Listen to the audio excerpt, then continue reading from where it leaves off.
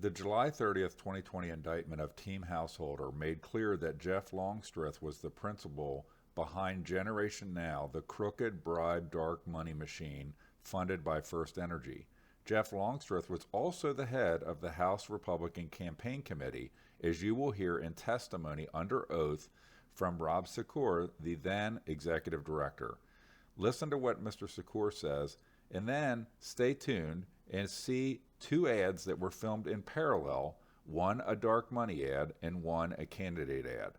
The corruption is in plain sight, and let's hope that someday, some way, our authorities, both at the federal and state level, can do something or anything about ongoing corruption. Maybe they could get Judge McBride to help them out. Oh no, that's right, he's corrupt, so that's not going to work.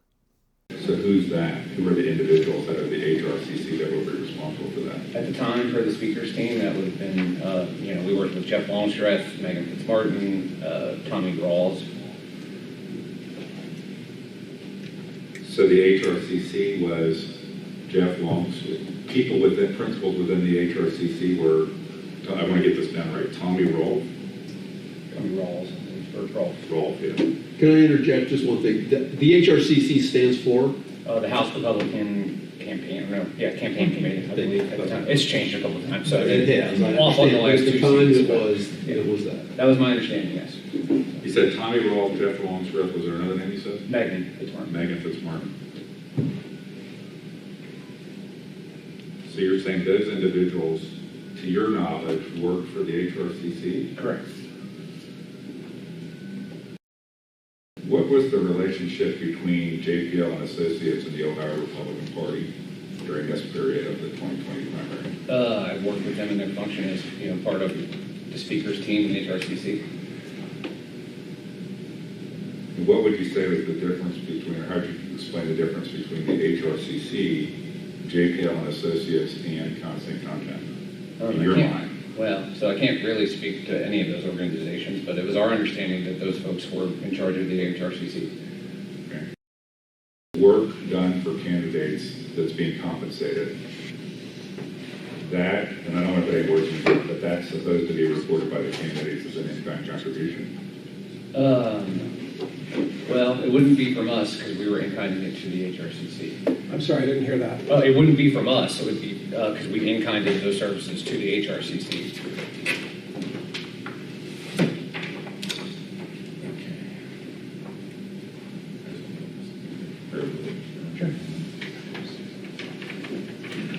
So I'm gonna use one of Mr. Richter's exhibits. I'm looking for the. Mr. Richter, you don't think I have any? Not the. I'm sorry. That's all right. Let's do a variety of things. I'm gonna take five I don't put it here, but minutes. it's Mr. Bray's I'm sorry, what are you looking for? Exhibit M of yours. There's a white notebook there with tabbed exhibits for the witness. You can give the witness that. I'll try to do it. Cool. So M and Mary. Yeah. Is this M as in Mary? Yes. M Thank you. Mary.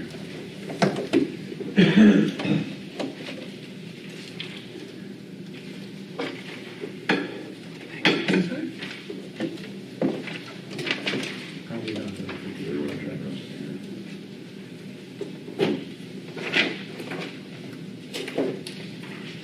So when you flip through into Exhibit M, there's documents in there that are from Tom Daines. Who's Tom Daines and what's your relationship with Tom Daines? Tom Daines is the accounting and operations director at the Ohio Republican Party, and he reported to me.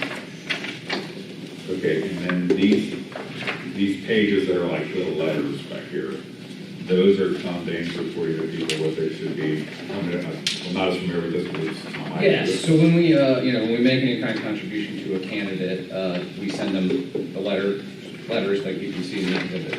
Okay. So on one of the pages, it's the one that says February 28th. It has things to attribute to the HRCC. So it's the one, it has two tables at the bottom of it. It's like, I think it's still part of M. Yep. Okay, you see that one? Everybody see like the one there? It's a letter to friends of Mark Fraser. Okay, so this is Tom Danes, right? Yes. And he's reporting both ORP contributions and HRCC contributions to a candidate, right?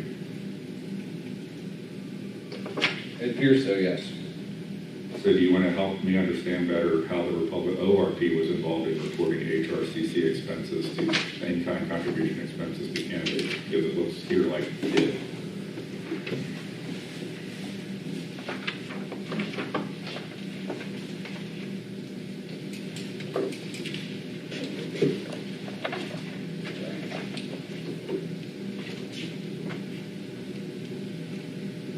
Yeah, I mean, it appears that that is something that Tom did for those candidates, yes.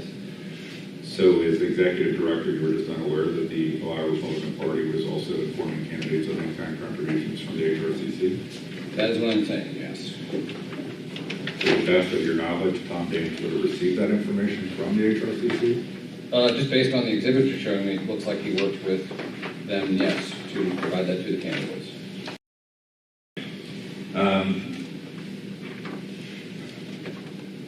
You mentioned Tommy Rolfe, Jeff Longstreth, and Megan Fitzmark, and I don't want to be redundant, and I'll keep us moving, but just for my clarification, could you, for each of those people, describe what your, not personal, but your working relationship was with each of them as the executive director of the Ohio Republican Party? Sure. I mainly dealt with Jeff on matters that were important to the speaker and, on the campaign side of things. My understanding is that Megan and Tommy were involved with managing the House campaign managers. Most of my interactions were with Jeff.